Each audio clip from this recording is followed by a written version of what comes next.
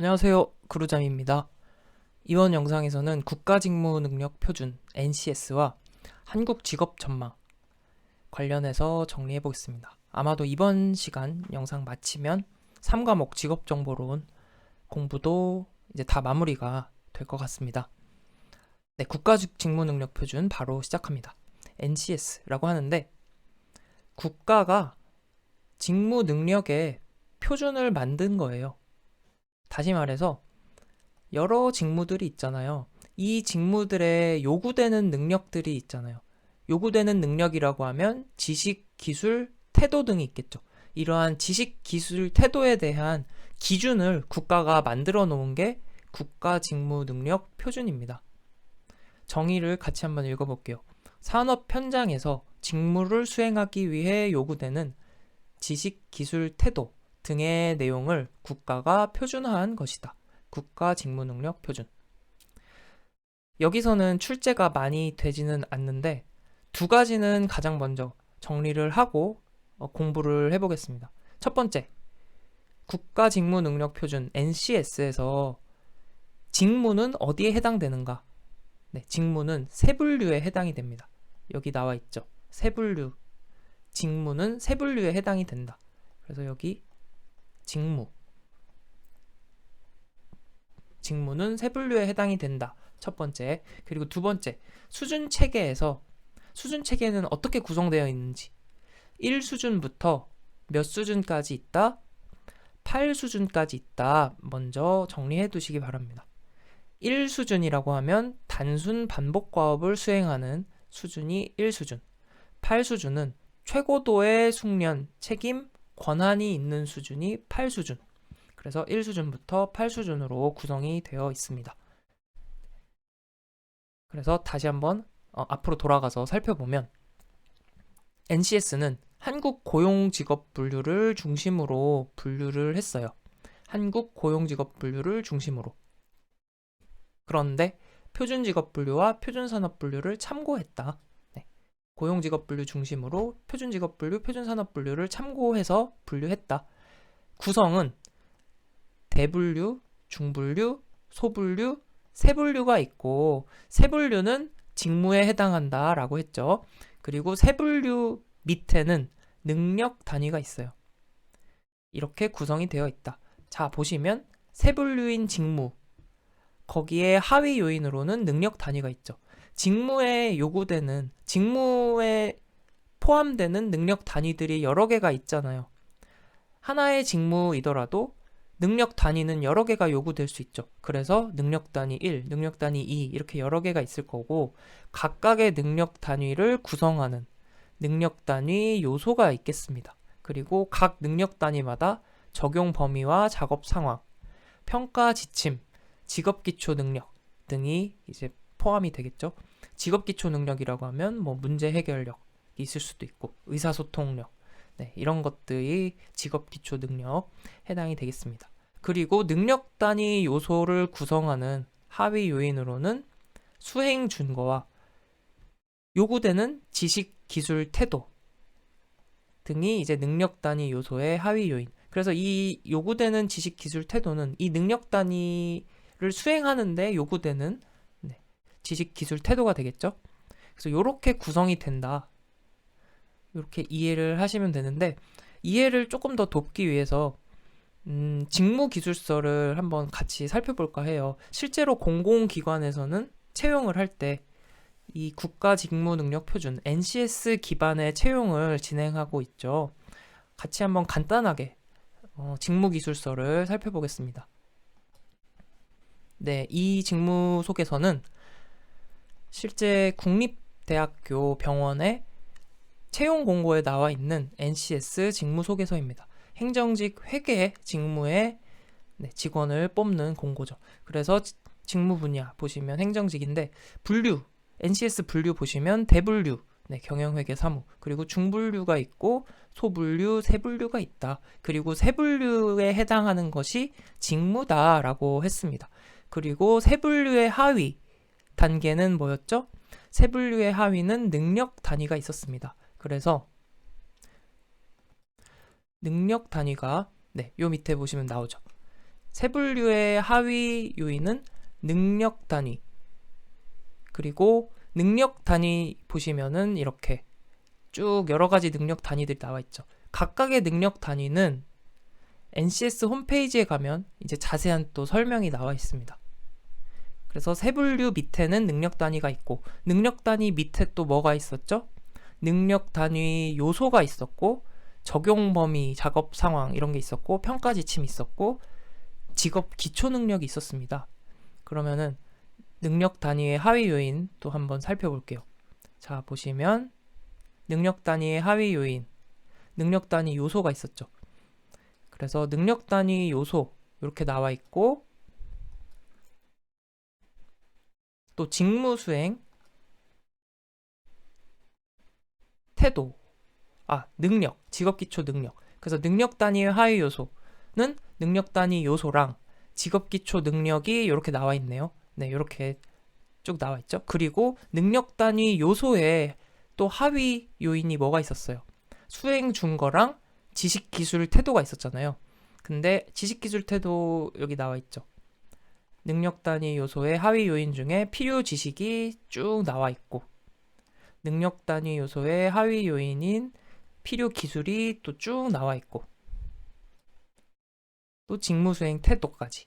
네, 지식 기술 태도, 능력 단위 요소의 하위 요인이다. 네, 그래서 이렇게 쭉 제시가 되어 있습니다. 이거를 참고해서 이제 지원자는 자신이 이 직무에 맞는 적합한 역량을, 능력을 갖추고 있는지 점검해 보는 것이죠. 네. 그래서 여러분들의 좀 이해와 암기를 돕기 위해 간단하게 살펴봤습니다. 그러면 문제를 같이 풀어보겠습니다. 1번. 국가직무능력 표준 NCS에 대한 설명으로 틀린 것은? 국가직무능력 표준은 산업 현장에서 직무를 수행하기 위해 요구되는 지식, 기술, 태도 등의 내용을 국가가 체계화한 것이다. 맞습니다. 국가직무능력 표준 분류는 직무의 유형을 중심으로 단계적으로 구성하였다. 네, 그렇죠. 국가직무능력 표준을 활용하여 교육훈련 프로그램 및 자격 종목을 설계할 수 있다. 네, 설계할 수 있겠죠. 4번. 국가직무능력 표준의 수준 체계는 1수준에서 8수준이라고 했습니다. 네, 그래서 8단계로 구성된다. 4번이 틀린 내용이고, 여기에 나와 있는 이제 2번, 3번 선택지 내용은 읽고서 잘 이해하시면 되겠습니다. 2번. NCS에 관한 설명으로 틀린 것은? 산업 현장에서 직무를 수행하기 위해 요구되는 지식, 기술, 태도 등의 내용을 국가가 표준화한 것이다. 한국 고용직업분류 등을 참고하여 분류하였으며 대, 중, 소, 세분류 순으로 구성이 되어 있다. 그리고 세분류의 하위 단계는 뭐였죠? 네, 능력 단위였고, 능력 단위의 하위 요인으로는 능력 단위 요소, 또 직무 기초 능력, 평가 적용 범위 및 평가 상황 이런 것들이 있었죠. 네. 3번. 능력 단위는 NCS 분류의 하위 단위로서 능력 단위 요소, 직업 기초 능력 등으로 구성되어 있다. 네, 우리 방금 직무기술서에서 봤잖아요. 능력 단위를 구성하는 것은 능력 단위 요소, 직업 기초 능력이 있었고, 능력 단위 요소를 구성하는 것은 수행 준거와 또 뭐였죠? 네, 지식 기술 태도가 있었죠. 4번. 직무는 NCS 분류의 중분류를 의미하고 중분류가 아니라 무엇이다? 네, 세분류다. 그래서 4번이 틀린 내용. 국가직무능력 표준에 대한 설명과 가장 거리가 먼 것은? 1번. 능력 단위 요소는 적용 범위와 작업 상황으로 구성된다. 자, 다시 한번 복습해 봅니다.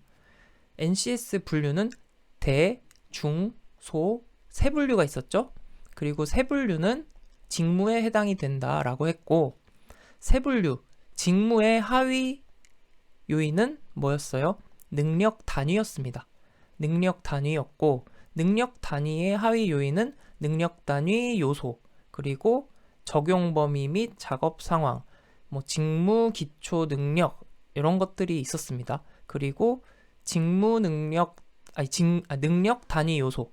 능력 단위 요소의 하위 요인이 뭐였죠? 수행 준거가 있었고, 중요한 지식, 기술, 태도. 지식, 기술, 태도가 능력 단위 요소의 하위 요인이었습니다. 그래서 적용 범위와 작업 상황은 요거잖아요. 같은 수준에 위치해 있죠. 능력 단위 요소와. 그래서 1번이 틀린 내용입니다. 2번, 직무의 하위 구성 요소는 능력 단위이다. 네, 세분류 직무의 하위 구성 요소는 능력 단위이다. 3번, 직무 능력 표준이란 직무를 수행하기 위하여 요구되는 지식, 기술, 소양 등의 내용을 국가가 체계화한 것이다. 4번, 능력 단위별로 평가 지침과 직업 기초 능력을 규정한다. 그렇죠. 그래서 세분류 직무 밑에 능력 단위가 있는데 직무에 요구되는 능력 단위는 여러 개이기 때문에 능력 단위 1이 있고 능력 단위 2가 있고 그랬잖아요. 아까 그림 봤을 때. 네, 그래서 능력 단위 별로 평가 지침, 직업 기초 능력을 규정합니다. 4번, 다음에 해당하는 NCS 수준 체계는 정의, 독립적인 권한 내에서 해당 분야의 이론 및 지식을 자유롭게 활용하고 일반적인 훈련으로 다양한 과업을 수행하고 타인에게 해당 분야 지식 및 노하우를 전달할 수 있는 수준. 지식 기술은 자유롭게 활용할 수 있는 수준. 일반적인 숙련으로 다양한 과업 수행. 역량은 타인의 결과에 대해 의무와 책임 필요. 독립적인 권한 내에서 과업 수행할 수 있다. 요거는 6 수준에 해당되는 내용인데요. 그냥 보고 6 수준이구나 하고 넘어가시는 게 좋겠습니다. 1수준부터 8수준까지 이거를 정리해서 암기하는 거는 사실 좀 비효율적이에요, 많이. 출제 지금 딱 한 번 됐죠. 그래서 이렇게 나오면 6수준이다. 네, 안 나오면 말고요. 넘어가겠습니다. 한국 직업 전망입니다. 네, 말 그대로 직업에 대한 전망을 알려주는 자료입니다. 한국 직업 전망은 1999년부터 발간이 되었습니다. 이 빈칸 내용은 반드시 암기를 해두시기 바랍니다. 1999년부터 발간이 되었고 한국 고용직업분류, 한국 표준직업분류 어떤 것을 기초로 했냐면 어떤 것을 기초로 했을까요? 네, 고용직업분류를 기초로 했습니다. 그래서 고용직업분류에 세 분류를 기초했어요. 세 분류는 우리 공부했었죠. 네 자리 숫자, 대중소세, 세 분류, 네 자리 숫자다. 그래서 한국 고용직업분류 세 분류 네 자리 수에 기초를 해서 종사자 수가 일정 규모 이상인 경우를 원칙으로 직업을 선정했습니다. 일정 규모라는 것은 3만 명 이상, 3만 명 이상 종사하고 있는 직업 중에서 직업 전망을 한 거죠. 선정을 해가지고. 네. 다음, 직업별로 대표적인 직업명, 하는 일, 업무 환경, 되는 길, 교육훈련, 학과, 자격, 면허, 입직, 경력 개발, 그리고 적성 및 흥미, 학력, 성별, 연령 분포, 평균 임금, 일자리 전망, 관련 직업, 직업 코드, 관련 정보처 등으로 구성이 된다. 그리고 향후 몇 년간, 5년간일까요? 10년간일까요? 네, 향후 10년간 일자리 규모에 대한 전망과 변화 요인을 기술한 것이 직업 전망입니다. 네, 향후 10년간. 그리고 일자리 전망의 결과는 5단계로 유지가 돼 있어요. 구성이 돼 있어요. 5개 구간으로 구분했다. 감소, 다소 감소, 현 상태 유지, 다소 증가, 증가. 네, 요렇게 5개 구간입니다. 그래서 감소라고 전망하는 것은 이제 마이너스 2% 이상일 경우에는 감소, 그리고 마이너스 2%와 마이너스 1% 사이면 다소 감소, 마이너스 1에서 플러스 1% 사이면 현 상태 유지, 그리고 플러스 1%에서 플러스 2% 사이는 다소 증가, 플러스 2% 이상인 경우에는 증가로 이제 전망을 하고 있습니다. 그래서 1999년부터 발간 고용직업 분류의 세 분류, 네 자리 숫자 기초해서 직업 선정했고 향후 10년간 전망과 변화 요인을 기술했다. 5개 구간으로 구분해서 전망을 제시했다. 끝! 문제 같이 풀어봅니다. 1번. 한국 직업 전망에서 제공하는 정보에 대한 설명으로 틀린 것은? 하는 일은 해당 직업 종사자가 일반적으로 수행하는 업무 내용과 과정에 대해 서술하였다. 네, 그렇습니다. 관련 학과는 일반적 입직 조건을 고려해서 대학에 개설된 대표 학과명만을 수록하였다. 보통 이런 만을 수록하였다 하면 일단 관심을 갖고 봐야 합니다. 대학에 개설된 대표 학과명만 수록한 것이 아니라 대학에 개설된 대표 학과 플러스 특성화 고등학교, 직업훈련기관, 직업전문학교의 학과명도 수록이 되었습니다. 다시 대학 플러스 특성화고 직업훈련기관, 직업전문학교의 학과명도 수록이 되었다. 그래서 2번이 틀린 이야기. 3번. 적성과 흥미는 해당 직업에 취업하거나 업무를 수행하는 데 유리한 적성 성격, 흥미, 지식 및 기술 등을 수록하였다. 네, 그렇겠죠. 학력은 고졸 이하, 전문대졸, 대졸, 대학원졸 이상으로 구분하여 제시하였다. 네, 그래서 1, 3, 4번 선택지 그리고 2번까지 선택지를 통해서 내용 정리하시면 되겠습니다. 2번으로 갑니다. 한국 직업 전망에서 제공하는 정보에 대한 설명으로 틀린 것은? 하는 일, 해당 직업 종사자들이 일반적으로 수행하는 업무 내용과 과정을 수록했다. 여러 직업을 포함하는 경우에는 세부 직업별 수행하는 업무를 소개하였다. 네, 그렇습니다. 되는 길, 교육 및 훈련, 관련 학과, 관련 자격 및 면허, 입직 및 경력 개발로 구분하여 수록을 하였습니다. 적성과 흥미, 해당 직업에 취업하거나 업무를 수행하는 데 필요하거나 유리한 적성, 성격, 흥미, 지식 및 기술을 수록하였다.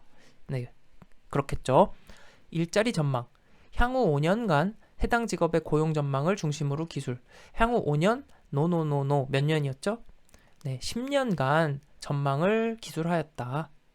그리고 직업 전망을 위한 종합적으로 보고된 정량 데이터를 찾을 수 없을 때는 직업 전망 정보를 생략하였다. 그래서 4번이 틀린 내용이었습니다. 3번.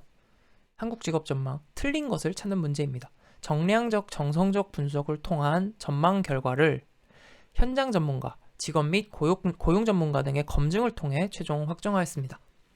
고용 전망 결과는 향후 10년간의 연평균 고용 증감률을 고려하여 6개 구간, 5개 구간, 네, 감소, 다소 감소, 현 상태 유지, 다소 증가, 이렇게 5개 구간이었죠. 네, 2번이 틀린 내용. 3번. 한국 고용직업분류의 세분류 4자리 숫자를 기준으로 했다라고 했습니다. 그리고 관련 정보처로서 직업정보와 관련된 정부 부처, 공공기관, 학회 등의 기관 명칭, 홈페이지 주소 등을 수록하였다. 아, 그렇구나. 선택지 통해서 네, 정리하시면 되겠습니다. 4번. 한국 직업 전망에 관한 설명으로 옳은 것을 찾는 문제. 1번. 한국 직업 전망은 2001년부터 발간되기 시작하였다. 몇 년도부터였죠? 네. 1999. 1999년부터 발간되기 시작했습니다. 한국 직업 전망의 수록 직업 선정 기준은 한국 표준 직업 분류인가요? 비슷하지만 아니었죠. 한국 고용 직업 분류의 세분류 4자리수. 그래서 옳은 것을 찾는 문제니까 1번, 2번 다 틀린 내용이고요. 3번. 직업에 대한 고용 전망은 감소, 다소 감소, 다소 증가, 증가 등 4개 구간, 5개 구간이었습니다. 중간에 현 상태 유지가 들어가야겠네요, 여기에. 그래서 3번도 틀린 내용. 네, 구글 어시스턴트가 갑자기 대답을 해가지고 당황을 했습니다. 계속 할게요. 4번. 해당 직업 종사자의 일반적인 근무 시간, 근무 형태, 육체적, 정신적 스트레스 정도 등을 근무 환경으로 서술한다. 네, 이거는 맞는 얘기입니다. 그래서 이 내용을 이제 잘 정리하시면 되겠습니다. 육체적, 정신적 스트레스 정도 등을 근무 환경으로 서술한다. 그런데 우리 그 부가직업 정보, 한국 직업 사전 공부할 때 부가직업 정보에 그 있었죠. 근무 강도, 작업 강도. 작업 강도를 얘기할 때는 심리적, 정신적 강도는 고려하지 않았다. 요거 구분하셔야 합니다. 그쵸? 한국 직업 사전에 부가직업 정보에서 작업 강도 있었어요. 그거는 육체적 강도만을 고려한 것이고, 여기 한국 직업 전망에서는 육체적, 정신적 스트레스 정도, 정신적 스트레스까지 이제 고려를 해서 서술했다. 예, 구분해서 기억해 두시면 좋겠습니다. 5번. 한국 직업 전망에 관한 설명으로 옳은 것은 직업 전망은 2001년 아니고 1999년 발간되기 시작했다. 직업 전망의 수록 직업은 한국 표준 직업 분류에 근거한 게 아니고 한국 고용 직업 분류, 그 중에서 세 분류에 근거했다. 해당 직업에 대한 고용 전망은 5가지 수준으로 구분했죠. 감소, 다소 감소, 현 상태 유지, 그리고 다소 증가, 증가. 해당 직업에 종사하는 사람들의 평균적인 임금 수준, 학력 수준 등의 관련 정보를 제공하기 위해 한국직업정보의 재직자 조사 결과를 활용하였습니다. 네, 그래서 4번. 6번. 한국직업전망의 수록직업 선정에 관한 설명으로 틀린 것은 수록직업은 한국 표준직업 분류의 중분류 직업에 기초를 한 것이 아니라고 했습니다. 한국 고용직업 분류의 세분류 기초했다라고 했죠. 그리고 종사자 수가 일정 규모 3만 명 이상인 경우를 원칙으로 그 중에서 선정을 하였다. 직업 정보의 연결성을 높이기 위해서 워크넷 직업 진로에서 제공되고 있는 직업 단위를 기본 정보 단위로 사용하였다. 네, 그렇습니다. 직업 선정 시 캐코라는 것은 고용 직업 분류를 말합니다. 그래서 고용 직업 분류의 세 분류 직업 중에 승진을 통해 진입하게 되는 관리직은 제외하였다. 직무가 유사한 직업들은 하나로 통합하거나 소분류 수준에서 통합을 하였습니다. 그래서 정답은 네, 1번이죠. 틀린 것을 찾는 거니까. 7번. 직업 전망에 관한 설명으로 틀린 것은 향후 10년간 직업에 대한 전망을 제공한다. 해당 직업의 승진 체계와 이전직을 할 수 있는 분야 및 직업을 수록하였다. 네, 그렇습니다. 해당 직업에 대한 고용 전망은 5가지 수준으로 구분했죠. 감소, 다소 감소, 현 상태 유지, 다소 증가, 증가. 네, 이렇게 5가지. 다음, 직업 정보와 관련된 협회, 공공기관, 정부부처, 학회 등의 전화번호와 홈페이지를 수록하였습니다. 네. 그래서 틀린 것은 3번. 8번. 한국직업전망의 직업별 정보 구성 체계에 해당하지 않는 것은 하는 일, 근무 환경, 관련 정보처. 이거는 이제 직업별 정보 구성에 해당이 되는데 산업 전망은 직업별 정보 구성에 이제 포함되지 않습니다. 산업 전망은 없고 이제 일자리 전망이 포함이 되겠죠. 9번. 한국 직업 전망의 구성 체계 포함된 항목이 아닌 것은 되는 길, 연도별 산업 동향, 직업 전망, 적성 및 흥미. 연도별 산업 동향은 네, 포함되지 않습니다. 그래서 되는 길, 직업 전망, 적성 및 흥미 포함이 된다. 그리고 근무 환경, 관련 정보처. 네, 이렇게. 다음 10번. 한국 직업 전망에서 정의한 고용 변동 요인 중에 불확실성 요인에 해당하는 것은 자, 한국 직업 전망에서는 고용 변동 요인을 확실성 요인과 불확실성 요인으로 구분하고 있어요. 기준은 방향성을 기준으로 구분을 합니다. 그래서 확실성 요인이라고 하면 방향성이 뚜렷한 요인을 이제 확실성 요인, 그리고 불확실성 요인은 방향성이 뚜렷하지 않은 불확실한 요인을 불확실성 요인이라고 합니다. 그래서 인구 구조나 노동 인구가 변하는 것, 이런 거는 이제 확실성 요인이라고 볼 수 있겠죠. 그리고 과학기술 발전 이런 것도 네, 방향성에 대해서 이견이 없잖아요.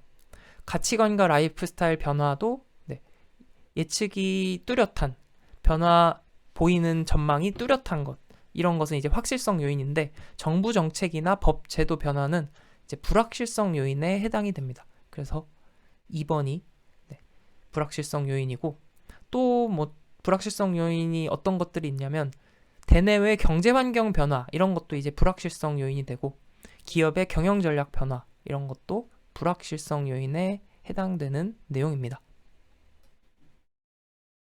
11번 한국 직업 전망의 향후 10년간 일자리 전망 결과 증가가 예상되는 직업에 해당하지 않는 것은 네, 이거는 딱 봤을 때 눈치 학상으로 사회복지나 간호는 약간 이런 요양 산업이 계속 확대가 되고 있잖아요. 네, 간병인 이런 것들. 딱 뭔가 문제가 출제된 그 뉘앙스가 딱 느껴지지 않나요? 네. 어업 종사자는 해당하지 않습니다. 그래서 실제로 이런 문제가 출제가 돼요. 향후 증가인 직업, 뭐 감소인 직업. 근데 이거를 우리가 어떻게 다 암기를 할 수는 없어요. 네, 암기를 아니 하면 할 수 있겠죠. 근데 이게 굉장히 비효율적인 것이죠. 그래서 이런 거는 이제 그 산업의 변화 이런 것들을 고려하면서 네, 최대한 좀 관련이 없는 것들 네, 이렇게 고르는 것이 가장 좀 정확한이 아니라 가장 효율적인 네, 그런 풀이가 될 것 같습니다. 이거 증가 감소 이거 찾아서 암기하지 마시고요, 절대. 네, 다음 12번으로 갑니다.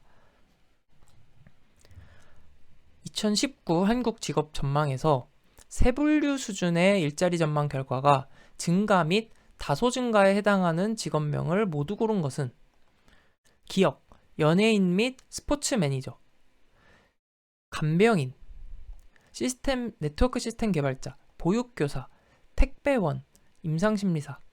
네, 딱 보면은 다 좀 확대되고 있는 이제 산업들입니다.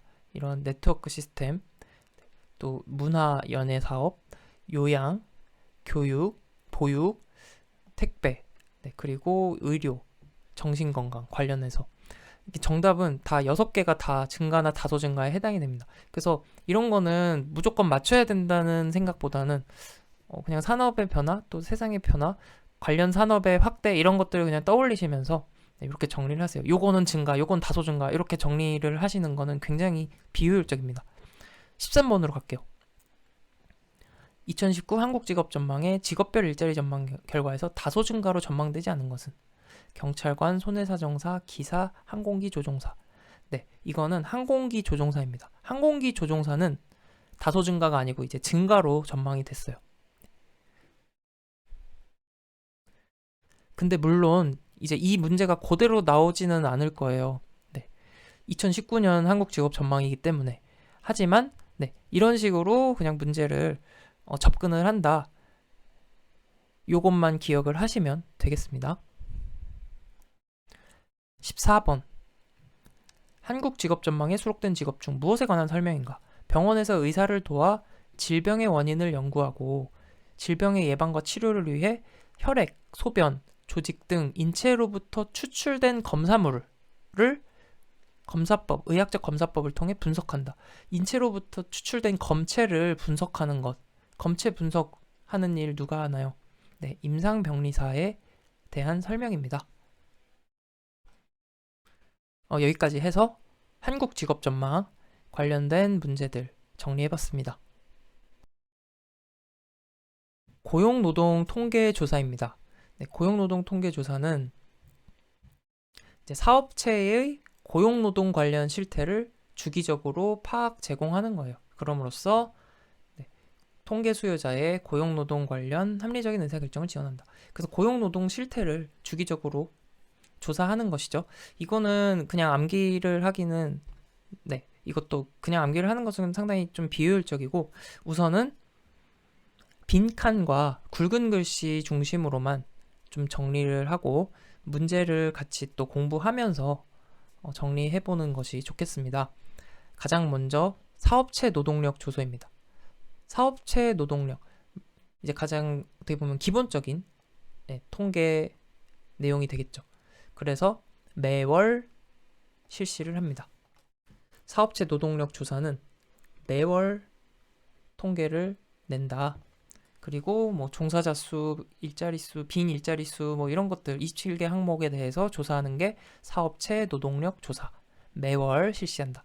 그다음 지역별로 사업체 노동력을 조사하는데 이거는 연 2회에 실시한다. 기업체 노동 비용 조사가 있는데 이거는 이제 연 1회 실시가 되고, 사업체 기간제 근로자 현황 조사 이런 것도 있습니다. 그리고 직종별 사업체 노동력, 그러니까 지역별 사업체 노동력 조사가 있고 또 직종별 사업체 노동력 조사가 있는데, 지역별, 직종별은 둘 다 연 2회에 실시를 하고, 그냥 사업체 노동력 조사는 이제 매월 조사를 한다. 네, 그래서 직종별 사업체 노동력 조사는 요건이 상용 근로자 5인 이상인 기업에만 해당이 됩니다. 직종별 사업체 노동력 조사는 상용 근로자 5인 이상인 경우에만 해당이 된다. 다음, 고용 형태별 근로실태 조사. 고용 형태별 근로실태 조사는 연 1회 하는데, 임금 근로자 1인 이상, 특고라는 것은 이제 특수 고용자가 되겠죠. 특수 고용자까지 포함해서 임금 근로자 1인 이상인 경우 모두 포함이 된다. 다음, 시도별 임금 및 근로시간 조사는 연 1회 실시가 되고 상용 근로자 5인 이상인 기업에 해당이 됩니다. 네. 그래서 사업체 노동력 조사는 매월 실시가 되고, 지역별, 직종별 사업체 노동력 조사는 연 2회, 그리고 직종별 사업체 노동력 조사는 상용 근로자 5인 이상인 경우 해당이 된다. 그리고 고용 형태별은 1인 이상이면 다 해당이 되고요. 네. 시도별 임금 근로시간도 5인 이상. 이렇게 우선 살펴보고 문제를 풀면서 또 공부를 해보겠습니다. 1번. 고용노동통계조사의 각 항목별 조사 대상의 연결이 틀린 것은? 시도별 임금 근로시간 조사, 상용 5인 이상 사업체에 해당이 됩니다. 임금체계 정년제 임금 피크제 조사는 상용 1인 이상 사업체 대상으로 합니다. 직종별 사업체 노동력 조사는 근로자 1인 이상 아니고 5인 이상, 상용 근로자 5인 이상 사업체, 그래서 3번이 틀린 내용이고요. 지역별 사업체 노동력 조사는 종사자 1인 이상 사업체에 해당이 됩니다. 그래서 정답은 3번. 2번. 고용노동통계조사의 각 항목별 조사 주기의 연결이 틀린 것은? 사업체 노동력 조사, 가장 기본이라고 했죠. 사업체 노동력 조사는 매월 한다. 매월. 1번이 틀린 내용. 그 다음, 시도별 임금 근로시간 조사는 연 1회. 지역별 사업체 노동력 조사는 연 2회. 직종별 사업체 노동력 조사도 연 2회. 기업체 노동비용 조사는 연 1회. 3번. 고용노동부에서 실시하고 있는 사업체 노동력 조사, 가장 기본이라고 했죠. 그래서 가장 기본이 되는 조사 매월 실시한다. 기억을 해두세요. 1번. 현원, 빈 일자리, 이직에 관련된 사항과 고용, 임금, 근로시간에 관한 사항을 조사합니다. 조사 대상은 종사자 1인 이상 민간사업체 및 공공기관 중 층화계통 추출 방법으로 추출한다. 아, 그렇습니다. 층화계통 추출이 뭐였는지 혹시 기억이 나시나요? 우리 직업심리학 표본 추출할 때 간단히 살펴봤었는데, 쉽게 말해서 그거죠. 표본을 추출하는데 서울이랑 제주도랑 인구가 다르잖아요. 그러니까 인구 비례로 표본 수도 인구에 비례해서 표본을 추출하는 거죠. 네, 이런 거를 이제 층화 추출, 비중을 달리해서 하는 거죠. 계층적 추출. 3번. 거시경제 지표 산정 및 임금 고용 관련 정책의 기초 자료를 제공하는 데 목적이 있습니다.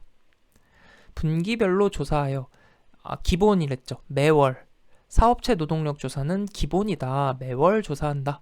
그래서 4번이 틀린 내용 되겠습니다. 4번. 다음 중 고용을 주제로 하는 통계가 아닌 것은 경제활동 인구조사, 고용과 관련된 거죠. ICT 인력 동향 실태, 그리고 사업체 기간제 근로자 현황, 다 고용과 관련된 건데 노동 패널 조사는 고용을 주제로 하는 통계가 아닙니다. 이 노동 패널 조사는 한국노동연구원에서 조사를 하는 거예요. 근데 도시 지역의 가구들 표본을 정해서 그 가구의 소득, 뭐 교육, 경제활동 이런 것들을 조사하는 겁니다. 매년 이렇게 종단적으로 추적 조사하는 것이 한국 노동 패널 조사. 패널이라는 것은 일정한 주기로 계속 이제 조사를 하는 것이 이제 패널 조사죠. 그래서 2번이 고용을 주제로 하는 통계가 아닙니다. 5번 다음 표에 2012년 7월 고용 동향에 대한 분석으로 틀린 것은 2012년 7월 1번 실업자는 79만 5천 명으로 전월 대비 4만 2천 명 감소하였다. 자, 실업자는 79만 5천 명이에요. 79만 5천, 왜냐면 단위가 1000명이죠. 그러니까 5천 명, 79만 5천 명이에요.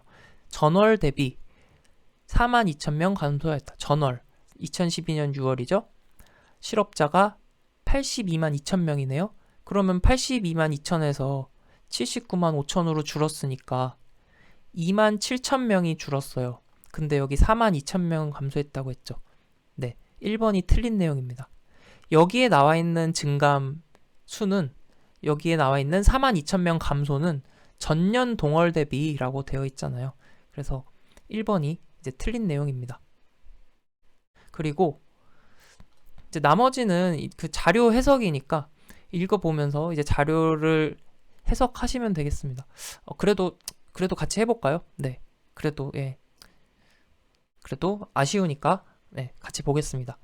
실업자는 성별로 보면 전년 동월 대비 남자는 51만 1000명으로, 자, 우선 2012년 7월이니까 실업자는 성별로 보면 전년 동월 대비 남자는 50만 1000명이에요. 네, 실업자 50만 1000명 남자. 그래서 2만 9천명 감소했어요. 네, 이게 전년 동월 대비 2만 9천명 감소했고 5.5% 감소했죠. 여자는 29만 4천명, 29만 4천명, 13,000명 감소했고 4.2% 감소했다. 3번 실업률은 성별로 보면 남자는 3.3%, 실업률을 성별로 보면 남자는 3.3%, 전년 동월 대비 0.3% 하락했어요. 그리고 여자는 2.7%, 여자 2.7%로 전년 동월이에요. 이 표 기준은. 그래서 0.2% 감소하였다. 다음 계절 조정 실업률은 3.1%, 계절 조정 실업률이죠. 3.1%로 전월 대비 0.1% 하락하였다. 전월이라 그러면 이제 6월이 되겠죠? 자, 보시면 2012년 6월에 계절 조정이 3.2%, 3.1% 됐으니까 0.1% 하락한 거 맞네요. 그래서 4번도 맞는 얘기. 네, 요렇게 해석해서 푸시는 문제입니다. 정답은 1번. 6번. 틀린 것을 찾는 문제입니다. 자, 1번. 남자의 경우 3개월 미만 실직기간 비중이 가장 높다. 3개월 미만 실직 비중이 가장 높다. 남자.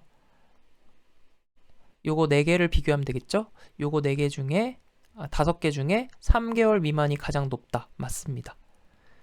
2번. 연령별로는 30대 이상에서 1년 이상 장기 실업 비중이 높다.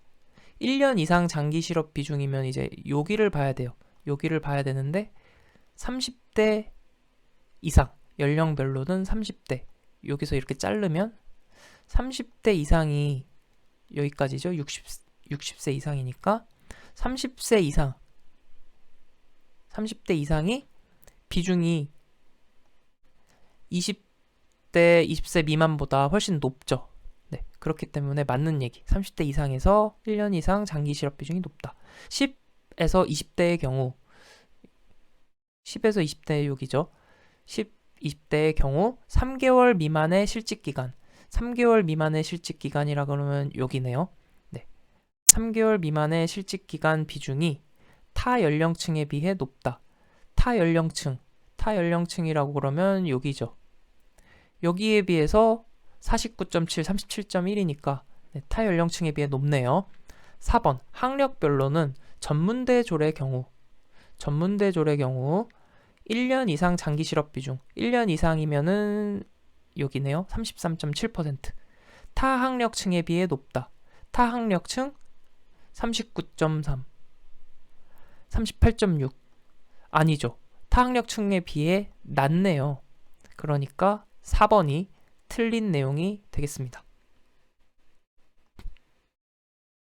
7번 신규 취업자의 노동력 수급 상황, 채용, 구인 및 이직 상황은 어떤 고용 정보에 속하는가? 이건 노동력 수급 상황, 고용, 노동시장 관련된 거죠. 그러니까 노동시장 고용 실업 동향에 관한 정보. 2번입니다. 8번 인구 통계에서 성비 105의 의미는 성비의 의미는 여자 100명당 남자 수를 말합니다. 여자 100명당 남자 수. 그러면 선택지 보시면 여자 100명당 남자 수. 여자 100명당 남자가 105명이란 거죠. 총 인구 중 여자 100명당 남자 105명이란 의미이다. 정답 3번. 9번 한국고용정보원에서 제공하는 통계 간행물이 아닌 것은 직업능력개발 통계연보, 고용보험 통계 현황, 워크넷 구인구직 및 취업 동향. 이건 우리 공부했던 내용이죠. 네. 요거 3개는 고용정보원에서 제공하는 것이 맞습니다. 그런데 고용동향 분석은 고용정보원 간행물이 아니고 한국노동연구원에서 이제 매월 제공을 했었는데 폐간됐어요. 그리고 기획재정부에서 고용동향에 대해서는 이제 매월 발표를 합니다. 그래서 1, 2, 3번 선택지 직업능력개발 통계, 고용보험 통계, 워크넷 구인구직 취업동향. 요거는 간단하게 정리하시면 되겠습니다. 이렇게 해서 우리가 노동 통계 조사 관련된 내용 정리해봤습니다. 국민취업지원제도입니다. 네, 이 내용은 우선 내용은 간단하게 좀 정리를 해보려고 하는데 포인트는 국민취업지원제도의 1유형과 2유형에 해당하는 사람들의 지원 내용들 있잖아요. 이 지원을 비교하는 것. 그리고 이 유형에는 특정 계층이 포함이 돼요. 근데 이 특정 계층에 포함되지 않는 것, 않는 유형, 않는 계층을 구분하는 것이 중요합니다. 그래서 이 유형의 특정 계층에서 실업급여를 받는 사람, 실업급여 수급자는 포함이 되지 않는다라는 것을 먼저 정리를 하고 시작해 보겠습니다. 다시 이 유형의 지원 대상에서 제외되는 사람은 실업급여 수급자다. 오답지로 많이 나오기 때문에 먼저 정리를 했습니다. 그러면 국민취업지원제도 1유형과 2유형을 볼게요. 1유형은 취업 우선 둘 다 1유형, 2유형 공통적으로 취업지원 서비스는 이제 제공이 되고 1유형은 구직 촉진 수당 그리고 2유형은 취업활동 비용을 제공을 해줍니다. 그래서 1유형이 조건이 조금 더 이제 까다로워요. 왜냐하면 구직 촉진 수당 이게 이제 금전적으로 지원이 더 되는 것이기 때문에 지원 대상을 보면 중위소득 60% 이하이고 재산 4억 원, 청년은 5억 원, 그리고 최근 2년 안에 100일, 800시간 이상의 취업 경험이 있는 사람. 그래서 조건이 좀 더 까다롭다. 구직 촉진 수당을 받기 때문에. 그리고 이 유형은 취업 활동 비용 지원을 받고 취업 지원 서비스를 받는다. 그래서 좀 더 구체적으로 살펴보면 자, 1류형.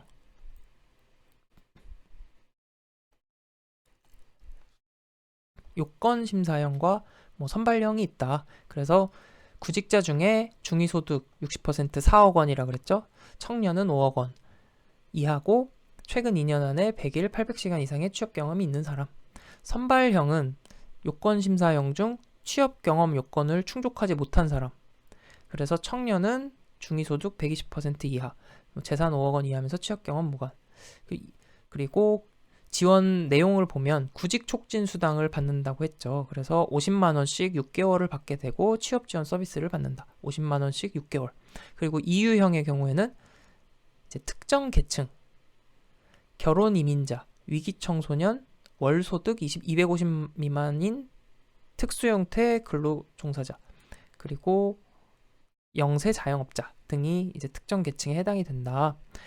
18 특정 계층은 뒤에 이제 더 자세하게 살펴볼게요. 그래서 청년은 18세에서 34세, 중년은 35에서 69세, 구직자 중 중위소득 100% 이하인 사람. 그래서 취업 활동 비용을 제공해준다. 네. 그래서 1류형, 2유형 뭐 이거는 알고 계시면 좋겠지만 우선은 지원 내용이 이렇게 다르다라는 것, 그리고 이 유형에서 특정 계층에 해당하는 사람들, 해당하지 않는 사람들 구분하는 것이 우선 정리할 내용이 되겠습니다. 그래서 이 유형에 나온 특정 계층을 보면 굵은 글씨는 좀 반드시 기억을 해두세요.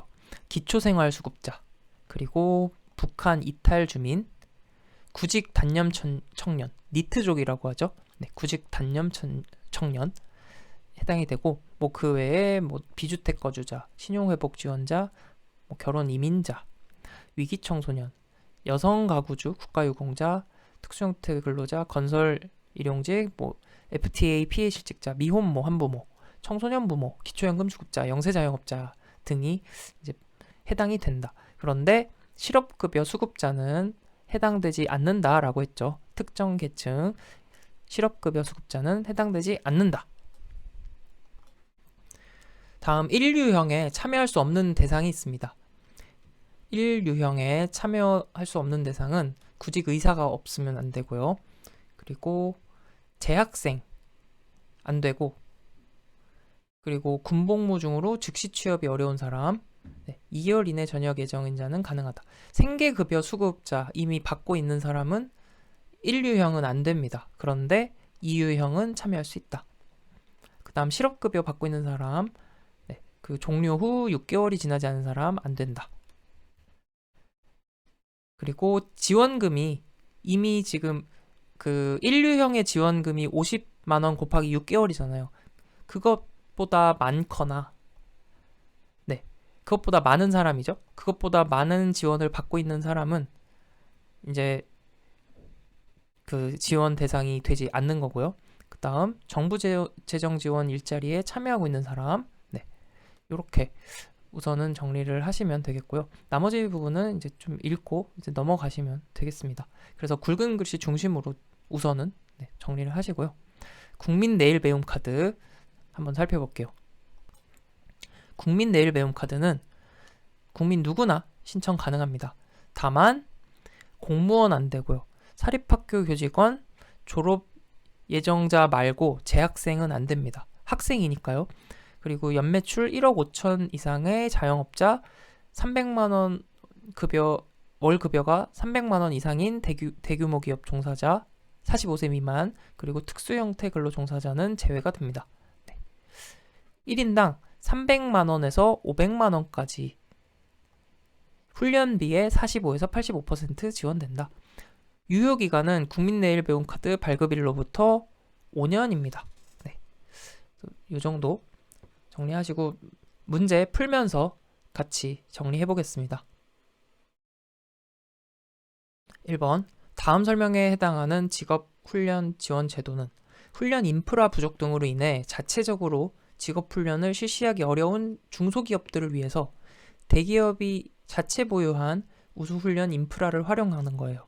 그래서 중소기업이 필요로 하는 기술인력 양성 공급하고 중소기업 재직자의 직무 능력 향상을 지원하는 제도이다. 이거는 국가 인적자원 개발 컨소시엄입니다. 네. 정답은 1번. 다음 2번. 국민 취업 지원제도 2 유형에 해당하지 않는 것은? 네, 2 유형에서 제외, 특정 계층이 있었고 이제 제외되는 대상이 있었죠. 실업급여 수급자는 해당되지 않는다. 그리고 해당되는 것은 구직 단념 청년, 기초생활수급자, 북한 이탈 주민 2유형에 해당이 됩니다. 3번. 어떤 직업훈련 지원 제도인가? 급격한 기술 발전에 적응하고 노동시장 변화에 대응하는 사회 안전망 차원에서 생애에 걸친 역량 개발 향상 등을 위해 국민 스스로 직업 능력 개발 훈련을 실시할 수 있도록 훈련비 등을 지원. 국민 내일 배움 카드에 대한 설명이었습니다. 4번. 구직자에게 일정한 금액을 지원하고 그 범위 이내에서 직업 능력 개발 훈련에 참여할 수 있도록 하고 훈련 이력 등을 개인별로 통합 관리하는 제도는? 네, 이거는 국민 내일 배움 카드에 대한 내용이죠. 다음 5번. 구직자에게 일정한 금액을 지원하며 그 범위 이내에서 똑같네요. 훈련 이력 등을 개인별로 통합 관리하는 것. 네, 국민 내일 배움 카드. 이렇게 해서 네, 내일 배움 카드 관련된 문제까지 정리해봤습니다. 네, 내일 배움 카드 지원 제외 대상은 좀 정리를 해두시면 좋습니다. 국민 내일 배움 카드는 전 국민이 가능하다고는 했는데 제외 대상이 있어요. 네, 간단하게 정리를 해보겠습니다. 우선 만 75세 이상, 만 75세 이상은 지원 대상에서 제외가 됩니다. 오답지로는 만 65세 이상이 많이 나오는데 65세 아니고 75세 이상은 네, 지원 제외가 됩니다. 그리고 외국인은 제외되는데 만약에 고용보험에 가입되어 있는 외국인은 지원 대상에 포함이 됩니다. 그리고 공무원, 사립학교 연금법, 군인연금법, 그러니까 별도의 연금체계에 속해 있는 사람들은 내일 배움 카드 지원 제외 대상입니다. 그리고 생계급여 수급자 제외되고요. 네, 조건부 수급자는 포함이 됩니다. 지원 대상에. 그리고 당연히 학생은 안 되겠죠. 네. 하지만 졸업 예정자, 졸업 남은 수업 연한이 2년 이내인 사람은 예정자로 간주를 하고 국민 내일 배움 카드 지원 대상에 포함을 합니다. 다음, 대규모 기업에 고용된 만 45세 미만인 자로서 최근 3개월 평균 임금이 300만 원 이상인 경우 제외가 됩니다. 단 기간제 파견 단시간 일용 근로자인 경우 혹은 경영상의 이유로 90일 이상 무급휴직 중인 사람, 또 육아휴직 중인 사람, 취업훈련 신청한 날부터 180일 이내에 이직 예정인 사람은 지원 대상에 포함이 됩니다. 네. 그러니까 45세 미만이고 300만 원 이상 월급여가 되는 사람, 네. 그리고 근데 이제 상대적으로 고용이 불안정한 계층은 네. 해당이 되지 않고요. 네. 그래서 이제 지원이 가능하고요. 네. 이렇게 이해하시면 되겠습니다. 다음 마찬가지 최근 3개월간 월평균 소득 300만 원 이상, 그리고 개인 사업을 하는 사람의 경우에는 사업기간이 1년 미만이거나 최근 1년간 매출 과세 표준 수입 금액이 1억 5천만 원 이상인 경우에는 지원 대상에서 제외가 됩니다. 네, 부동산 임대사업자인 경우에는 부동산 임대 공급가액이 4,800만 원 이상인 경우 지원 대상에서 제외가 된다. 직업개발 훈련을 3회 지원받았음에도 훈련 개시일 이후 취업한 기간이 180일 미만이거나 자영업자로서 피보험 기간이 180일 미만인 사람은 지원이 제외가 됩니다. 네, 여러 번 지원을 받았기 때문에 이제 그런 거겠죠. 일정 기간을 채워야.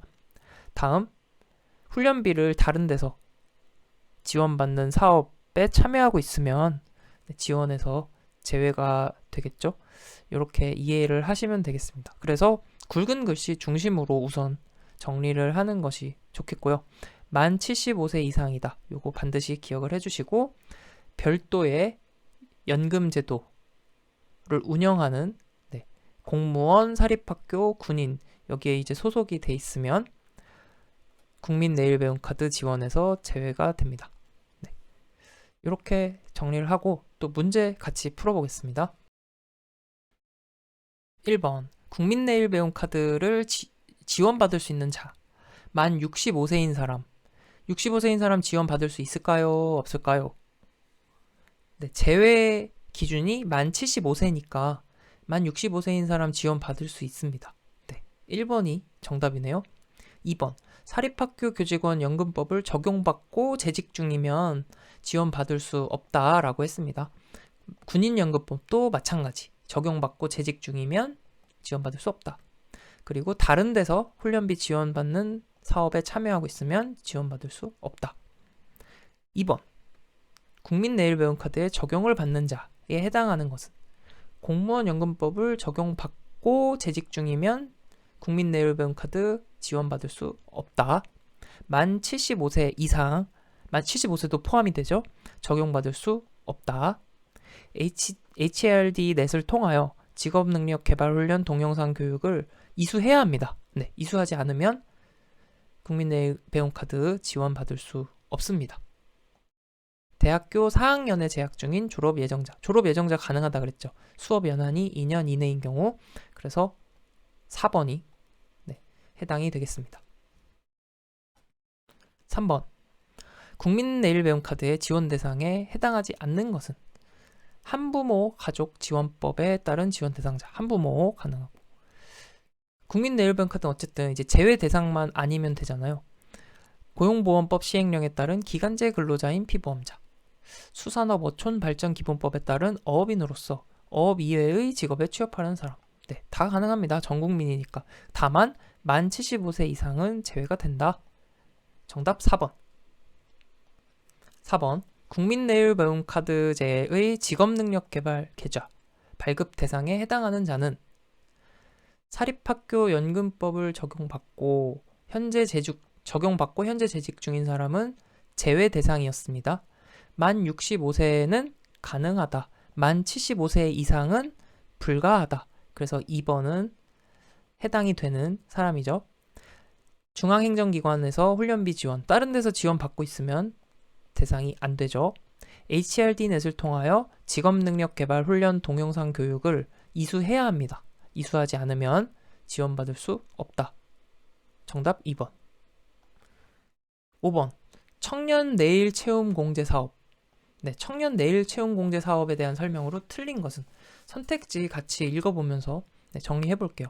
중소 중견 기업에 정규직으로 취업한 청년들의 장기 근속을 위해서 고용노동부와 중소벤처기업부가 공동으로 운영하는 사업입니다. 네.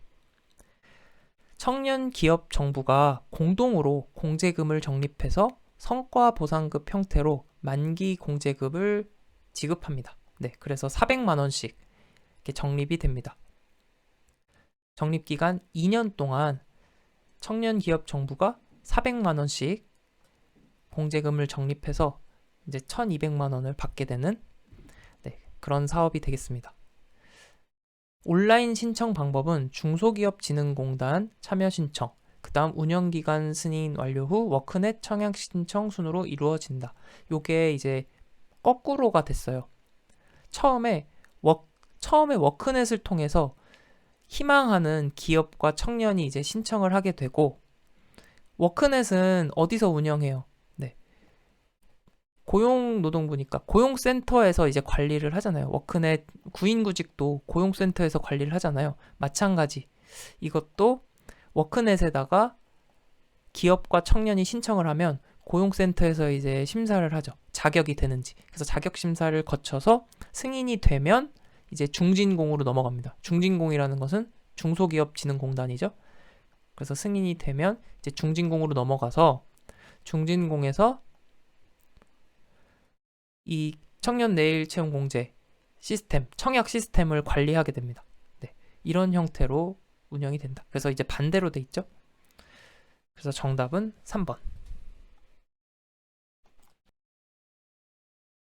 네, 고용 안정 사업에 관한 내용. 여러 관련 사업들이 있는데 문제를 같이 풀면서 정리해 보도록 하겠습니다. 1번. 다음은 무엇에 대한 설명인가? 근로자를 감원하지 않고 고용을 유지하거나 실직자를 채용하여 고용을 늘리는 사업주를 지원하는 거예요. 그래서 근로자의 고용 안정 및 취업 취약계층의 고용 촉진을 지원하는 사업. 이것이 이제 고용 안정을 위한 사업이죠. 정답은 2번. 고용 안정 사업이라고 합니다. 다음. 고용 안정 사업 중 고용 조정 지원에 해당하지 않는 것은 고용 유지 지원금, 전직 지원 장려금, 재고용 장려금은 이제 고용 조정 지원에 해당이 됩니다. 고용 조정이라는 것은 경기가 변동하거나 산업 구조가 변하면은 사업 규모를 이제 축소할 수밖에 없게 되잖아요.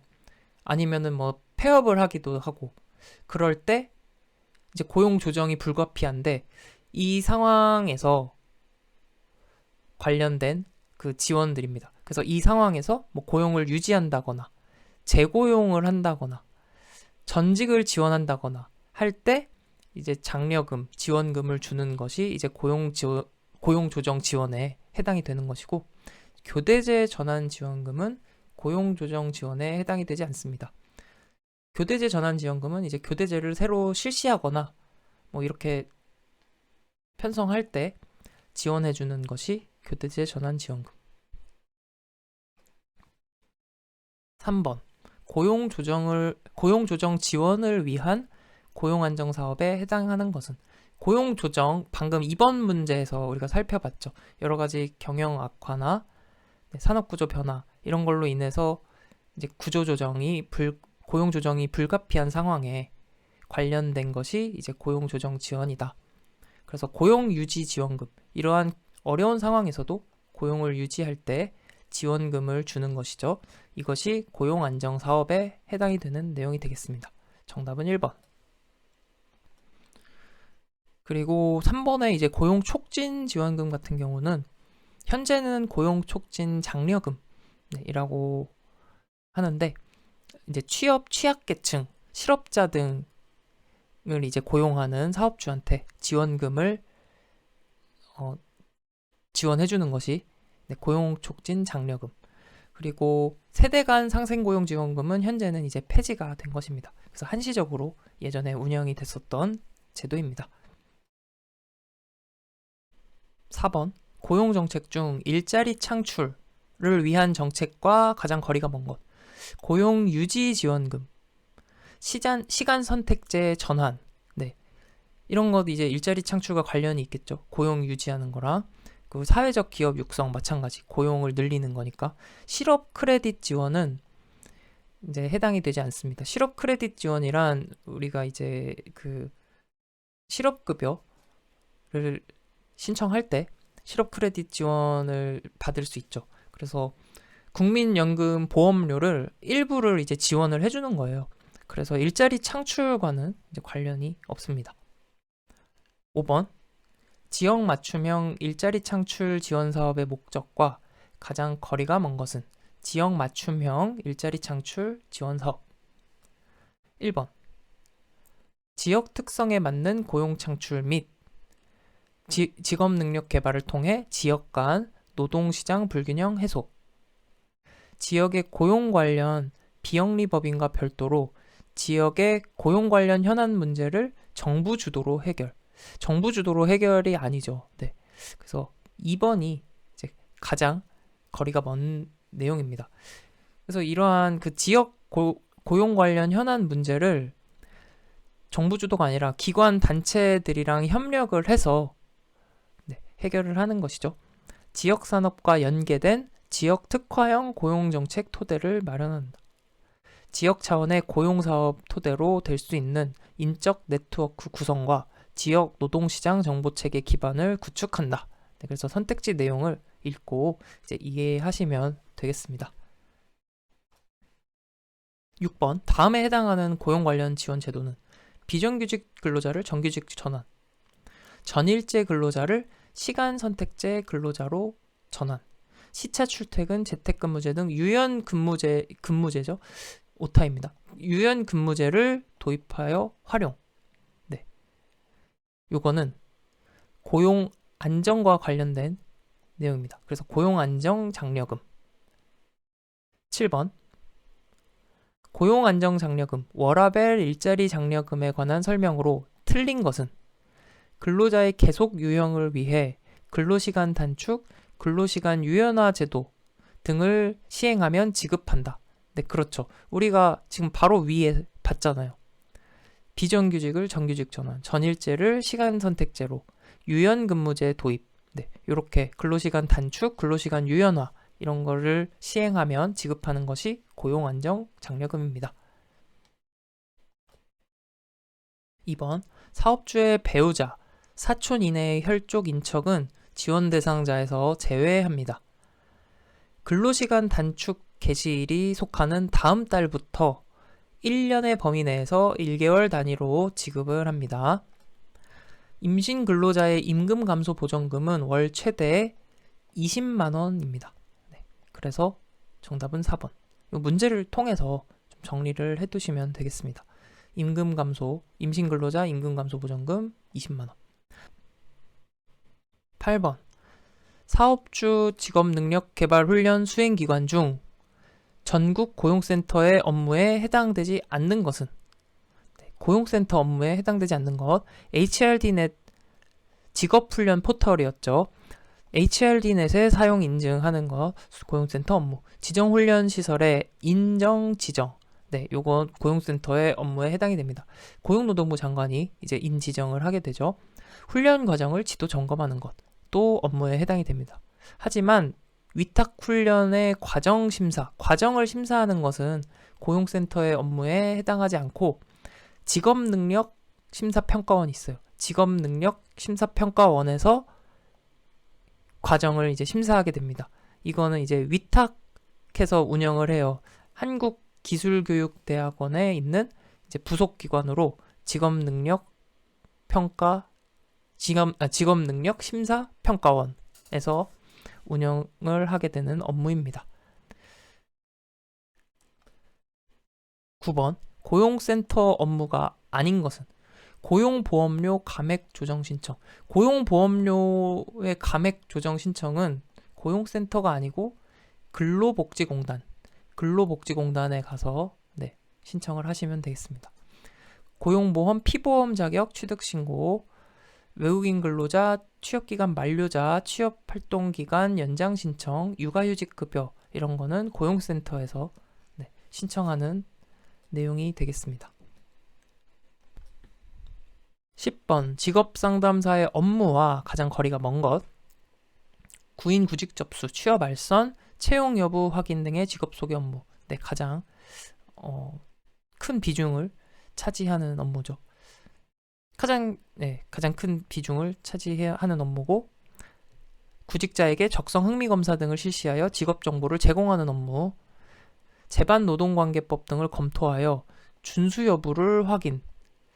자, 이게 노동법을 검토해서 준수 여부 확인하는 거는 이제 노무사의 일이겠죠. 공인노무사. 그래서 3번이 가장 거리가 먼 것이고요. 채용 박람회 같은 채용 행사도 이제 기획하고 실행하는 업무. 네, 이런 업무들이 있겠습니다. 11번. 고용노동부에서 실시하는 직업상담 프로그램 중 취업을 원하는 결혼 이민 여성, 한국어 소통 가능자를 대상으로 하는 것은 근데 요거는 위시 취업 지원 프로그램입니다. 그래서 위민 이미그런트 그러니까 여성 이주민 커리어 아이덴티티 이렇게 돼 있습니다. 그래서 위시 취업 지원 프로그램 여성 이민자, 여성 이주민 취업 지원 프로그램. 12번. 고용정책을 대상자별로 구분할 때 청년을 대상으로 한 고용정책이 아닌 것은 고용허가제, 일학습 병행제, 강소기업 탐방, 고용디딤돌. 네, 고용허가제도는 외국인을 대상으로 하는 프로그램입니다. 외국인을 이제 채용할 수 있도록 허가하는 제도가 고용허가제도. 그리고 일학습 병행제라는 것은 도제식 교육을 통해서 이제 도제식으로 이제 교육 훈련을 하는 제도인데 이런 신규 입사자나 뭐 특성화고 재학생들 대상으로 이제 운영이 되는 정책이 되겠습니다. 강소기업 탐방은 말 그대로 이제 기업을 탐방하는 프로그램이고요. 고용 디딤돌 프로그램은 지금 이제 없는 상태죠. 네, 옛날은 아니고 한 2016년에 시작이 됐는데 이제 대기업 주도로 유망 직종에 대해서 청년들 대상으로 이런 교육 훈련 통해서 이제 취업까지 뭔가 연계할 수 있는 그런 걸 해보자 해서 했는데 뭐 한 1, 2년 만에 거의 실효성이 없어서 네, 망한 정책이 됐죠. 안타깝습니다. 13번으로 갑니다. 워크넷에서 제공하는 취업 지원 프로그램 정보에 관한 설명으로 틀린 것은 신호탄 프로그램, 네, 신중년의 재취업 설계 및 구직 역량 강화를 지원합니다. 신중년이 본인의 특성과 변화하는 노동시장의 특성을 이해하고 다양한 재취업, 직종 및 사례를 탐색해서 실천 가능한 재취업 목표 및 계획을 수립하고 구직 역량을 강화할 수 있도록 지원하는 것. 신호탄 프로그램 5060 세대 신호탄 프로그램입니다. 다음. 네, 그래서 이 신호탄 프로그램은 아주 따끈따끈한 그 신상입니다. 시범 운영이 되다가 이제 2023년에 정식 서비스를 개시했습니다. 2번 경력 단절 여성 프로그램. 출산, 육아로 인해 경력이 단절된 여성이 일과 삶에 대한 긍정적 의지 및 자신감을 고취하고 이를 바탕으로 구직 준비 및 경력 설계를 할 수 있도록 지원함으로써 일에 대한 자립 의지 및 취업 능력을 향상할 수 있도록 지원합니다. 네, 그렇습니다. 다음 위시 프로그램. 우리 방금 11번이었나요? 네, 봤던 거죠. 결혼 이민 여성 프로그램. 위시 프로그램은 취업을 원하는 모든 결혼 이민 여성에게 자기 이해 및 직업 탐색의 결과를 토대로 직업 의사결정 실천 계획을 수립할 수 있도록 지원하며 이를 바탕으로 의사결정 이후 실제적인 구직 활동을 할 수 있도록 지원한다. 그러니까 결혼 이민 여성의 취업을 돕는 취업 지도 프로그램입니다. 다음 4번. 단기 집단 상담 프로그램. 개인적인 사정으로 장기간의 프로그램 참여가 어려운 사람을 위해 본인에게 필요한 부분만을 선택하여 수강할 수 있는 351의 집단 상담 프로그램 단기 과정이다. 자, 단기 집단 상담 프로그램은 3-5일이 아니고 한 3-4시간 정도 이제 운영이 되고요. 취업 준비 능력을 이제 키우는 집단 상담 3-4시간짜리 프로그램입니다. 그래서 3-5일이 아니고 3-4시간의 단기 프로그램. 4번이 틀린 내용이 되겠습니다. 이렇게 해서 고용안정사업과 고용노동부 관련 프로그램들 같이 정리해봤는데요. 이제 문제 중심으로 정리를 했는데 문제 선택지 공부하면서 정보들이 굉장히 많이 있습니다. 그래서 읽어보면서 복습하시고 정리하시면 좋겠습니다. 직업정보론 과목에서 마지막 주제가 되겠습니다.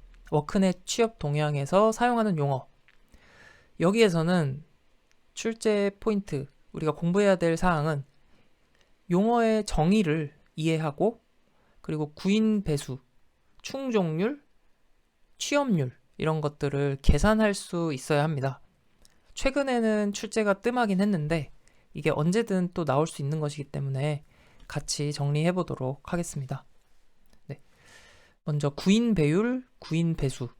이게 동일한 의미라고 보시면 됩니다. 여기서는 이제 동일한 의미로 사용이 돼요. 그래서 똑같이 신규 구직자 수, 신규 구직 건수 이제 같은 의미다라고 생각하셔도 무방합니다. 그래서 구인 배율, 구인 배수가 뭐냐? 구인 배율이 예를 들어서 0.55다. 구인 배율이 0.55다라고 하면 55개의 일자리를 100명이 경쟁한다는 의미예요. 그래서 100명이 55개의 일자리를 갖고 경쟁한다라는 의미가 구인 배율, 구인 배수. 이렇게 이해하시면 되겠습니다. 그리고 이 구인 배율과 구인 배수 관련해서 한 가지 이제 메모를 해두세요. 취업 건수와는 무관하다. 여기 보시면 공식, 계산하는 식 보면 취업 건수는 나와 있지 않잖아요. 그런데 문제에서는 헷갈리게 하는 정보로 취업 건수 정보를 집어넣어요. 그러고 계산 문제를 내요. 그래서 혼동하게 만들죠. 그래서 취업 건수는 구인 배율, 구인 배수와는 관련이 없다라는 사실 메모해 두시면, 메모해도 머릿속에 저장을 해 두시면 좋겠습니다. 저장. 네. 다음. 네. 그래서 다음 하기 전에 이제 100개의 일자리를 55명이 경쟁하는 거니까 구직자 수가 100명이고 구인 인원, 채용하려는 인원이 55명이라는 거잖아요. 네. 요렇게 해서 공식을 이해하시면 되겠습니다. 구인 인원 나누기 신규 구직자 수, 구직 건수. 그래서 신규 구직자 수 분의 신규 구인 인원이 구인 배율이구나. 구인 배수구나. 이렇게 정리하시고요. 다음 취업 건수. 취업 건수는 금월, 월별이죠. 금월 기간에 워크넷에 취업 등록된 수가 취업 건수다. 다음 취업률. 신규 구직자 수 분의 취업 건수를 100분율로 표시한 거죠. 곱하기 100이니까. 신규 구직자 수 분의 취업 건수 곱하기 100. 다음 충족률 하면은, 충족률은 기업 입장에서 얼마나 채용이 충족되었는지, 얼마나 채워졌는지 그 비율을 말하는 겁니다. 그래서 구인 인원 하면은 채용하려는 인원이죠. 모집하려는 인원. 그리고 취업 건수 하면 채용된 인원. 그러니까 채용하려는 인원 분의 채용된 인원 하면은 얼마나 충족됐는지가 나오겠죠. 네. 그래서 이렇게 이해를 하시면 됩니다. 거기에다가 곱하기 100 하면 이제 퍼센트로 나오겠죠. 다음 희망임금 충족률이라고 하면 희망임금에 비해서 실제 임금이 얼마나 충족됐는지를 보는 거니까 희망임금 분의 제시임금 거기에다 곱하기 100을 하면 퍼센트로 표시가 되겠습니다. 네, 그래서 요거는 뭐 무조건 암기가 아니라 이해하는 내용입니다. 다시 한번 간단히 정리하면 구인 배율, 구인 배수의 의미를 정확하게 이해를 하셔야 합니다. 네, 그래서 한정된 일자리를 놓고 55명의 일자리를 놓고 100명의 지원자가 있다. 이게 구인 배율. 그래서 구직자 수 분의 구인 인원. 네, 지원자 수 분의 채용하려는 인원. 이렇게 기억을 하시면 되겠습니다. 문제를 풀면서 다시 복습해 보겠습니다. 1번. 워크넷 구인 구직 및 취업 동향에서 사용하는 용어 해설. 틀린 것은 제시임금. 구인자가 구직자에게 제시하는 임금. 기업이 제시하는 임금을 말하는 것이죠. 희망임금은 구직자가 원하는 임금이고요. 희망임금 충족률 하면 구직자가 원하는 희망임금이 얼마나 충족됐는지를 보는 거니까 희망임금분의 제시임금 거기에다 곱하기 100 하면 얼마나 충족됐는지 퍼센트로 나오겠습니다. 구인 배율이라고 하면 일자리 숫자를 놓고 한정된 일자리 숫자를 놓고 몇 명이서 경쟁하는지 그러면은 55개의 일자리를 놓고 100명이 경쟁한다 라고 하면 100이라는 게 구직 건수잖아요. 55명 채용하려는 인원은 신규 구인 인원이 되고 그래서 이게 바뀐 겁니다. 신규 구직 건수 분의 신규 구인 인원 이게 구인 배율이었죠. 네, 정답은 4번. 4번이 틀린 내용입니다. 2번. 사용하는 용어에 관한 설명으로 틀린 것은 구인 배수 하면은 뭐였어요? 한정된 일자리 수를 놓고 지원하려는 사람의 수. 그래서 구직자 수가 100명이라면 구인 인원, 채용하려는 인원은 55명. 그래서 구직자 수 분의 구인 인원. 이게 구인 배수, 구인 배율이라고 했습니다. 취업률이라고 하면 신규 구직자 수 분의 취업 건수. 구직하려는 사람 중에 취업할 모집한 사람이 몇 명이냐. 거기다 곱하기 100을 하면 %로 나옵니다. 3번 희망임금 충족률. 구직자가 희망하는 임금이 얼마나 충족되는지를 보는 거니까 희망임금 분의 기업이 제시한 임금, 희망임금 분의 기업이 제시한 임금에다가 곱하기 100을 하면 몇 % 충족이 됐는지 알 수가 있겠죠? 4번 금월 취업 건수, 금월 기간에 워크넷에 취업 등록된 건수를 취업 건수라고 합니다. 그래서 틀린 것을 찾는 거니까 3번이 이제 틀린 내용이 되겠습니다. 3번 워크넷 구인구직 및 취업 동향에 수록된 용어 해설 관련된 설명으로 틀린 것은 신규 구직자 수, 해당 월에 워크넷에 등록된 구직자 수, 제시임금이라면 기업이 제시한 임금이죠. 구직자가 구인자, 이거는 이제 희망임금이죠. 구직자가 희망하는 게 희망임금이고 구인자가 구직자에게 제시하는 게 제시임금. 그래서 2번이 틀린 설명입니다.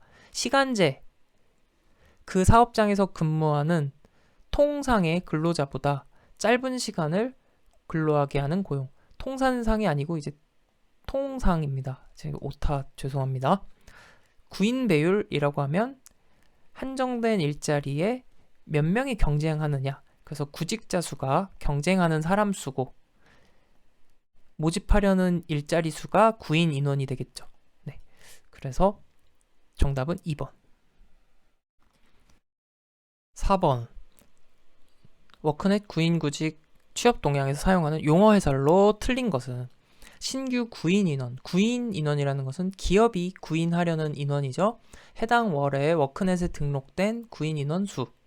희망 임금 충족률이라고 하면 구직자 입장에서 구직자가 희망하는 임금이 어느 정도 충족이 됐는지를 계산하는 겁니다. 의중임금이라는 것은 희망임금을 말합니다. 의중임금, 유보임금, 희망임금 다 같은 의미입니다. 그래서 희망임금 분의 제시임금 하면 어느 정도 충족이 됐는지 알 수 있겠죠. 거기서 곱하기 100을 하니까 이제 %로 충족률이 나오겠습니다. 취업률, 신규 구직자 수 분의 취업 건수, 구직하려는 사람 수 분의 취업이 된 사람 수가 되겠죠. 그래서 취업률, 임시직, 그 사업장에서 근무하는 통상의 근로자, 통산상이 아니고 통상입니다. 이게 4번, 5번 다 통산상으로 했는데 제가 이제 옮겨 넣을 때 잘못 넣었어요. 통상이 맞습니다. 네, 죄송합니다. 그래서 통상의 근로자보다 짧은 시간을 근로하게 하는 고용, 이거는 이제 시간제에 관한 설명입니다. 그래서 4번이 틀린 내용.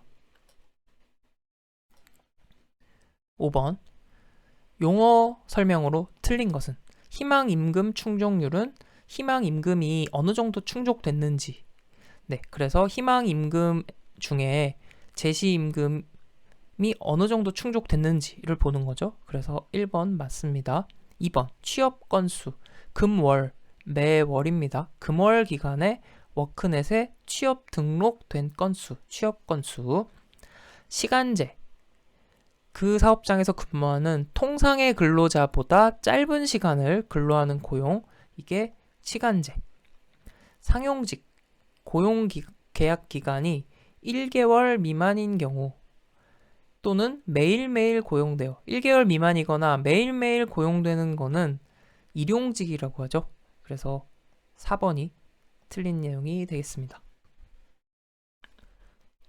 6번 워크넷 구인구직 취업 동향에서 사용하는 구인 배율의 정의. 구인 배율은 뭐라 그랬죠? 55명의 일자리를 100명이서 경쟁하는 거죠. 그래서 이게 구직자 수가 되겠고 요거는 구인 인원이 되겠죠. 그래서 신규 구직자 수 분의 신규 구인 인원. 정답은 3번. 그래서 구인 배율은 %가 아니잖아요. 그러니까 곱하기 100을 하면 안 됩니다. 정답은 3번. 충족률의 개념으로 옳은 것은 충족률.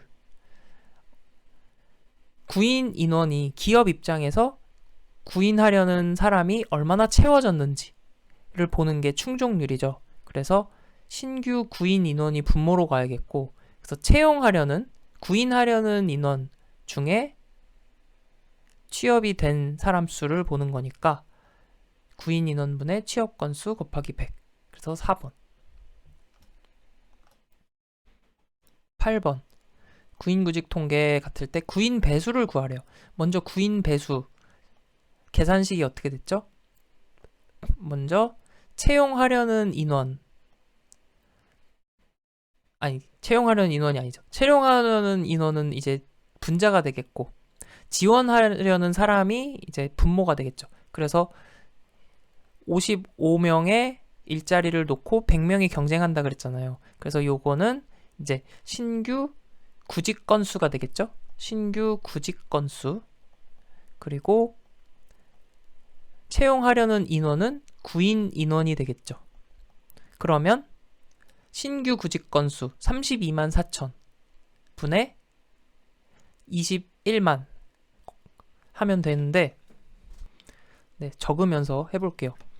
그러니까 21만 나누기 32만 4천.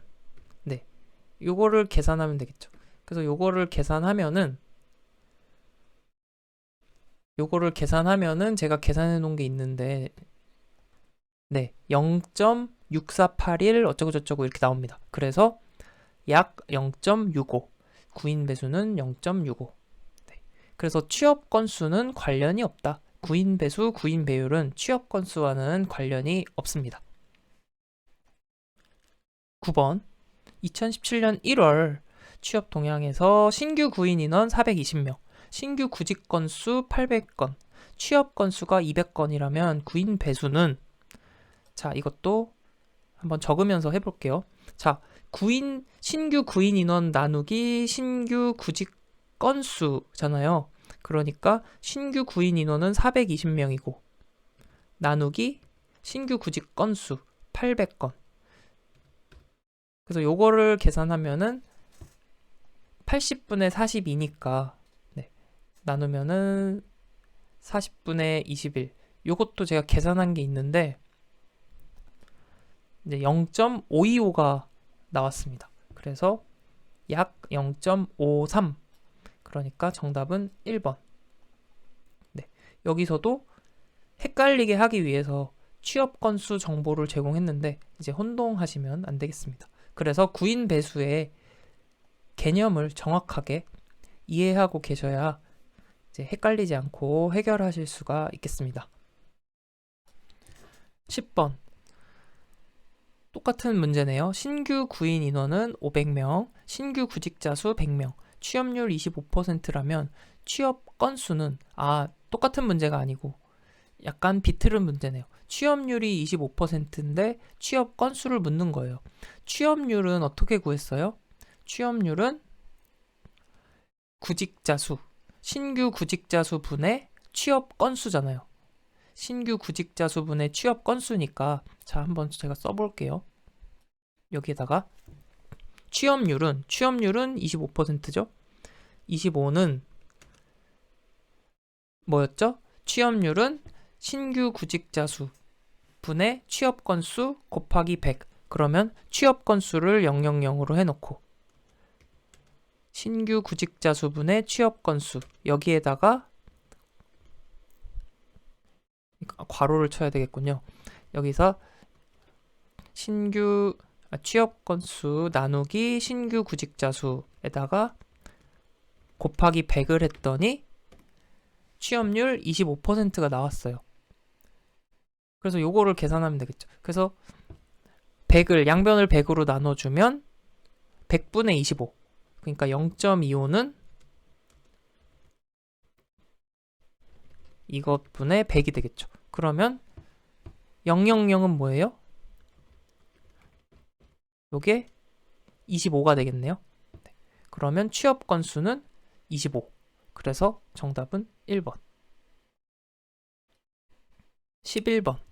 2012년 3월 워크넷 구인구직 취업 동향에서 신규 구인 인원은 100명, 신규 구직자 수는 300명, 취업률은 50%래요. 취업 건수는 10번과 같은 문제네요. 자, 취업률은 어떻게 구했어요? 신규 구직자 수 분의 취업 건수 곱하기 100이었어요. 그러면은 취업률은 50은 신규 구직자 수 분의 취업 건수니까 취업 건수는 우리가 몰라요. 그래서 000 이렇게 쓰고 신규 구직자 수 분의 취업 건수죠. 신규 구직자 수는 300명. 여기에다가 곱하기 100을 하면 취업률입니다. 취업률 50%. 그러면 또 양변에 100을 나눠줘요. 그러면 100분의 50이 되니까 왼쪽 변은 적어볼까요? 100. 그리고 000 분의 300분의 000. 그쵸? 그러면 어때요? 0.5니까 000은 150이 되겠네요.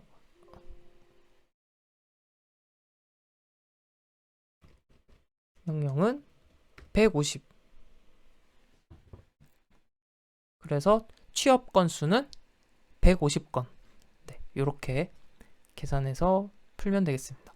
차근차근 이거는 무조건 암기하지 마시고 네, 의미를 생각하면은 됩니다. 이게 용어가 막 신규 구직자, 신규 구인자 요 말이 헷갈려서 그런데 요 의미를 정확히 알고 계시면 취업률 이런 것들 계산하는 것은 네, 많이 어렵지 않으실 거예요. 그래서 차근차근 이렇게 이해하면서 해결하시면 되겠습니다. 그러던 와중에 드디어 마지막 문제네요. 12번 워크넷 구인구직 통계 현황에서 특정 연도에 신규 구인 인원 130만 명, 신규 구직 건수 200만 건, 취업 건수가 68만 건이래요. 이번에는 구인 배율과 취업률 두 개를 구하라고 했네요. 자, 구인 배율의 개념 다시 한번 또 복습을 해봅니다. 구인 배율은 제한된 일자리를 놓고 몇 명이 경쟁하는지를 보는 거였잖아요. 제한된 일자리 개수가 몇 개예요? 130만 명이죠. 그래서 구인 배율 먼저 구합니다. 구인 배율은 제한된 일자리 130만 명이 있는데 몇 명이 경쟁을 하는 거예요? 경쟁자 수는 신규 구직 건수죠. 직장을 구하는 건수니까 200만 건. 그래서 200만 명이 130만 개의 일자리를 놓고 경쟁한다. 네, 많은 생략을 했어요. 그래서 200분의 130 하면 20분의 13이니까 100분의 65죠. 그러니까 0.65. 구인 배율은 0.5다. 취업률 한번 구해볼게요. 취업률은 신규 구직 건수 분의 취업 건수 곱하기 100이잖아요. 그러면은 이것도 적으면서 해볼게요. 신규 구직 건수 분의 취업 건수니까 취업 건수는 68만 건이고 신규 구직 건수는 200만 건. 그러면 200분의 68이 신규 구직 건수 분의 취업 건수잖아요. 네. 여기에다가 곱하기 100을 하면 취업률이 나오겠죠. 그래서 요거를 이제 계산을 해보면 200분의 68 곱하기 100이니까 34가 나오겠네요. 네. 그러면 B는 34. 그러면 A는 0.65, B는 34 해서 정답은 2번이 되겠습니다. 네. 이 계산하는 문제는 개념만 이해를 잘 하시면 해결이 되는 문제이기 때문에 혹시 이게 또 어렵게 느껴지시는 분들도 계실 텐데 차근차근 다시 복습을 하시면서 영상 다시 보시면서 이해하시면은 네, 충분히 이제 해결하실 수 있을 겁니다. 그래서 포기하지 마시고 네, 화이팅 하시면 좋겠습니다. 지금까지 이렇게 직업 정보론 공부 같이 마쳤는데요. 정말 고생 많으셨고 네, 오늘도 이제 영상이 생각보다 좀 많이 길어졌습니다. 장시간 수고 많으셨고 이렇게 같이 공부를 할 수 있어서 너무 감사드립니다. 다음에는 이제 노동시장론 과목으로 다시 돌아오겠습니다. 감사합니다.